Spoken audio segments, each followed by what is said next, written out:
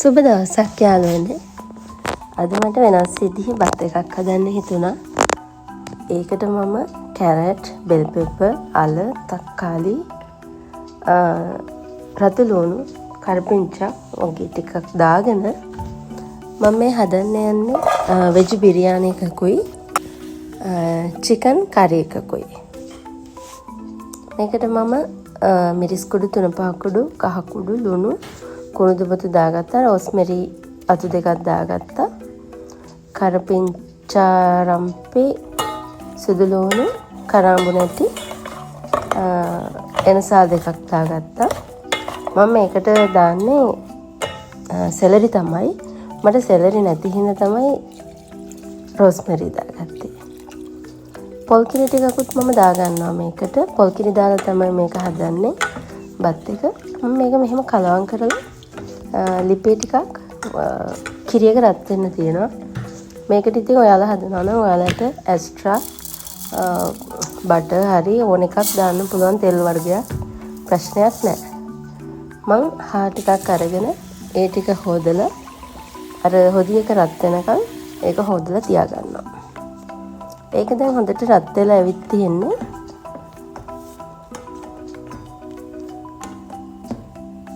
මේක ලිපේ තියාගන්න ඕන, වැඩි කින්දරේ හදාගන්න ඕනේ මේ වෙලාවේදී.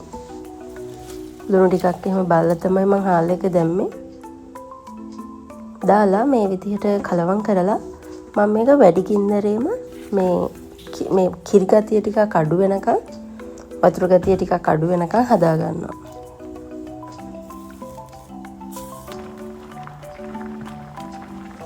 ඉතින් ඒක සැරින් සැරේ ටිකක් කලවම් කරන්නත් අමතක කරන්න එපා.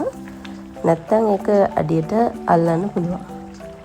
මේ වෙද්දි මේක ටිකක් හොඳට වතුර ගතිය අඩු වෙලා ඊට පස්සේ මම මේක ආයි රයිස් කුකර් එකට ගහනවා.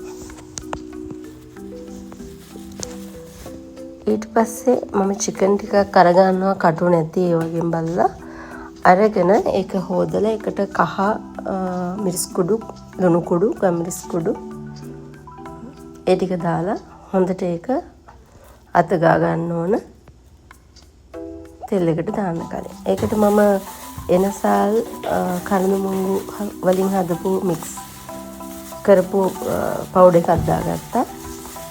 ඒක ටිකක් මේ විදිහට හොඳට ඒ පහේ ටික චිකන් වලට අල්ල ගන්නක හොඳට ටිකක් මම ඒක කලවම් කරගන්නවා.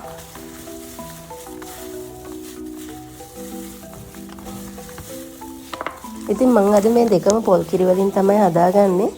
ඉතින් ඔයාලට ඕනම් තෙල් දාලා හදන්න පුළුවන්. චිකන් ටික බැද ගන්න තෙල් ටිකක් දාලා ඒකට මම සුදු ලුණු, රතු ලුණු, රම්පේ, කරපිංචා, කුණු පොත්තක් දාලා චුට්ටක් ලිපේ කියලා ඒක බැදෙන්න කියලා ඊට පස්සේ මම ඒකට චිකන් එක දැම්මා.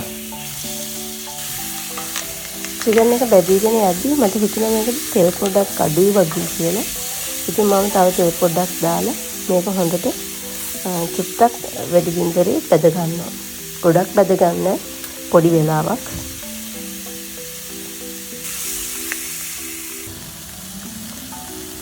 ඊට පස්සේ මම මේකට පොල් කිරි එකතු කරනවා. ඉතින් ඔයාලට මේක පොල් කිරි නැතුව රතු පාටට මිරිස් සැරට කරියක් වගේ හදන්නත් හදාගන්න පුළුවන්. මේක මම හදන්නේ කිරි දාලා. ඉතින් කිරි දාලා හදාගත්තා මේක ගොඩාක් රසයි.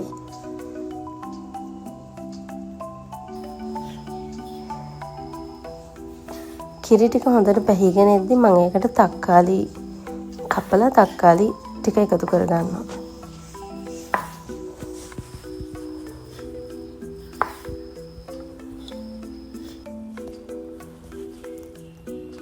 ඉතින් මේක මේ වෙද්දි හොඳට චිකන් එකත් තැම්බීගෙන එනවා.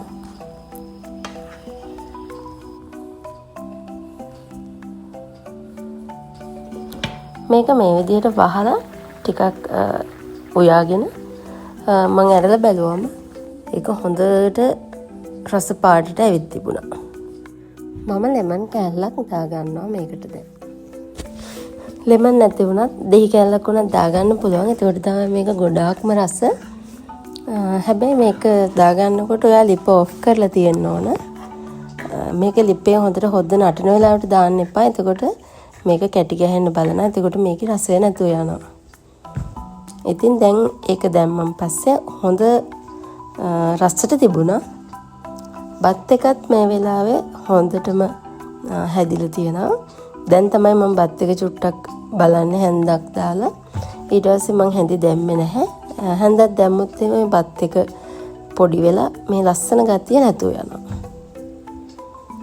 ඉතින් මම මේ හැමෝටම බෙදලා දෙන්න හදන්නේ කන්න. චිකන් එක ගොඩාක් රසයි මේ විදියට හැදුවම. ඔයාලත් අනිවාර්යෙන් හදලා බලන්න. ඉතින් වීඩියෝ එක හොඳයි නම් ලයික් එකක් කමෙන්ට් එකක් දාන්න අමතක කරන්න එපා. මම අනිවාර්යෙන්ම ආයෙත් ලස්සන වීඩියෝ එකක් අරගෙන එන්නම්.